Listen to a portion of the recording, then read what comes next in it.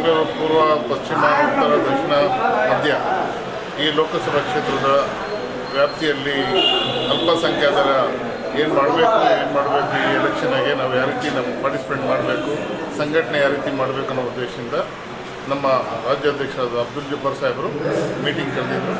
ಈ ಮೀಟಿಂಗ್ನಲ್ಲಿ ಜಬ್ಬಾರ್ ಸಾಹೇಬರು ಅವ್ರಿಗೆ ಹುಬ್ಬಳ್ಳಿ ಧಾರವಾಡದಾಗೆ ತುರ್ತು ಕಾರ್ಯಕ್ರಮದಿಂದ ಅವ್ರು ಬರೋಕ್ಕಾಗಲಿಲ್ಲ, ಸಿರಾಜ್ ಬಿ ಅವ್ರಿಗೆ ವಹಿಸ್ಕೊಟ್ಟಿದ್ರು. ಇವತ್ತು ಎಲ್ಲ ಲೀಡರ್ಸ್ಗಳು ಬಂದಿದ್ದರು. ಇವತ್ತು ಉದ್ದೇಶ ಒಂದು ಸ್ಪಷ್ಟವಾಗಿತ್ತು. ಇವತ್ತು ಭಾರತ ಸಂವಿಧಾನ ಶಿಲ್ಪಿ ಡಾಕ್ಟರ್ BR ಅಂಬೇಡ್ಕರ್ ಸಾಹೇಬ್ರವರ ಜನ್ಮದಿನ. ಇವತ್ತು ಒಂದು ಒಳ್ಳೆ ಈಸು ದಿನ.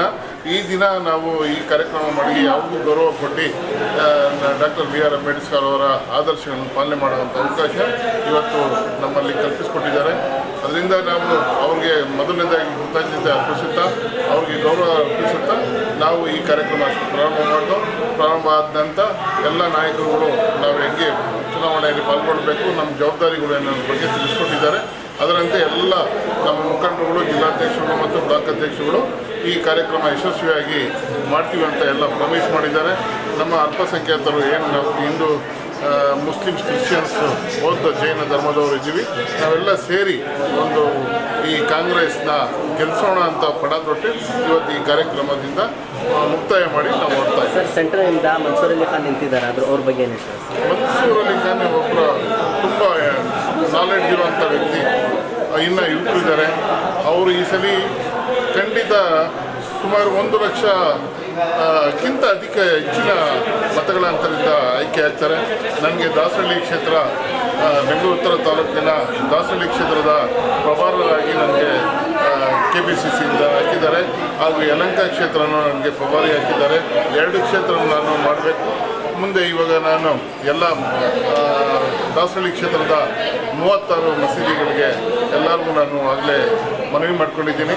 ತಾವೆಲ್ಲ ಒಂದು ಸಭೆಗೆ ಸೇರಿ ನಮ್ಮ ಮುಂದಿನ ಕಾರ್ಯಕರ್ತಗಳನ್ನು ನಾವು ಮಾಡಬೇಕು, ಯಾವ ರೀತಿ ಮಾಡಬೇಕು ಅನ್ನೋದ್ರ ಬಗ್ಗೆ ನಮ್ಮ ಮಂಜಣ್ಣವರು, ಗನ್ಮೇನ್ ಮಂಜಣ್ಣವರು ಮಾಜಿ ಶಾಸಕರು, ಅವರ ನೇತೃತ್ವದಲ್ಲಿ ಒಂದು ಸಭೆ ಕರೆದಿ ಆ ಸಭೆಯಲ್ಲಿ ನಾವು ಏನೇನು ನಿರ್ಧಾರಗಳು ತಗೊಬೇಕು, ನಾವು ಯಾವ ರೀತಿ ಪಾರ್ಟಿಸಿಪೇಟ್ ಮಾಡಬೇಕು ಅನ್ನೋದ್ರ ಬಗ್ಗೆ ನಾವು ವಿಚಾರ ನಾಡ್ದಾಗಿ ಕೂತ್ಕೊಂಡು ಮಾಡ್ತಾ ಇದ್ದೀವಿ. ಸರ್, ಪೂರ್ತಿ ಕರ್ನಾಟಕದಲ್ಲಿ ಎಷ್ಟು ಸೀಟ್ ಬರ್ಬೋದು ಸರ್? ಈ ಸಲ ಕರ್ನಾಟಕದಲ್ಲಿ ಸುಮಾರು 20 ಸ್ಥಾನಕ್ಕೆ ಹೆಚ್ಚು ನಾವು ಈ ಸಲ ಪಡಿತೀವಿ. ವಿಶೇಷ ಯಾಕಂತಂದರೆ ಈ ಸಲ JDS ಮತ್ತು BJP ಒಂದಾಗಿರೋದ್ರಿಂದ ನಮ್ಮ ಮುಸ್ಲಿಮ್ಸ್ ಮತಗಳು ಯಾವತ್ತೂ 15ರಿಂದ 20% JDS ಗೊತ್ತಾಯಿತು. ಈ JDSನವರು BJP ಜೊತೆ ಹೋಗಿರೋದ್ರಿಂದ ನಮ್ಮ ಮುಸ್ಲಿಮ್ಸ್ ಮತಗಳು 100ಕ್ಕೆ 100% ಈ ಸಲ ಕಾಂಗ್ರೆಸ್ ಬರೋದ್ರಿಂದ ಈ ಸಲ ನಾವು ಅತಿ ಹೆಚ್ಚಿನ ಸೀಟಿಗೆ ಗೆಲ್ಲೋದ್ರಾಗೆ ಸಂಶಯನೇ ಇಲ್ಲ. ಸರ್, ಇವತ್ತು JDS ಇಂದ ಕಾಂಗ್ರೆಸ್ಗೆ ಸೇರ್ಪಡೆ ಆಗ್ತದೆ, ಅವ್ರ ಬಗ್ಗೆ ಅವ್ರಿಗೆ ನಾವೆಲ್ಲ JDS ಸೆಕ್ಯುಲರ್ ಏನು ಸಿದ್ಧಾಂತ ನಾವು ಮಾಡಿದ್ದೋ ಆ ಸಿದ್ಧಾಂತದ ಮೇಲೆ ನಾವು ನಡ್ಕೊಂಬತ್ತಾ ಇದ್ದೋ. ಇವತ್ತು ಆ ಸಿದ್ಧಾಂತ ಬಿಟ್ಟು ಬೇರೆ ಸಿದ್ಧಾಂತಕ್ಕೆ ನಾವು ಹೋದಾಗ ನಮ್ಮ ಮನಸ್ಸು ತಡೆಯಲ್ಲ. ಅದರಿಂದ JDS ಕಾರ್ಯಕರ್ತರು ಎಲ್ಲರೂ ಸೆಕ್ಯುಲರ್ ಕಡೆ ಯಾರ್ಯಾರು ಮನಸ್ಸಿತ್ತು ಅವರೆಲ್ಲ ಇವತ್ತು ಕಾಂಗ್ರೆಸ್ ಜೊತೆ ಬರ್ತಾ ಇದ್ದಾರೆ. ಸರ್, ಲಾಸ್ಟ್ ಕೊನೆಯಾಗಿ ಕರ್ನಾಟಕ ಜನತೆಗೆ ಏನಾಗುತ್ತೆ? ಕರ್ನಾಟಕ ಜನತೆ ಇದೊಂದು ಎಲೆಕ್ಷನ್ ಚುನಾವಣೆ ಅಲ್ಲ, ಇದು ನಮ್ಮ ಭವಿಷ್ಯದ ಚುನಾವಣೆ. ನಮ್ಮ ಭವಿಷ್ಯವನ್ನು, ನಮ್ಮ ಮಕ್ಕಳು ಭವಿಷ್ಯವನ್ನು, ಈ ದೇಶದ ಭವಿಷ್ಯವನ್ನು ನಾವೇ ನಿರೂಪಣೆ ಮಾಡೋಕ್ಕಂಥ ಅವಕಾಶ. ಈ ಒಂದು ಮತ ದಾನ ಮಾಡೋದು, ಇದು ದಾನನ ಯಾವ ರೀತಿ ಮಾಡಬೇಕು ಅಂದರೆ ನಮ್ಮ ಮತ 5 ವರ್ಷ ಅದು ಚಲಾವಣೆಯಲ್ಲಿರಬೇಕು, ಈ ದೇಶದ ಪ್ರಗತಿಗೆ ಇರಬೇಕು.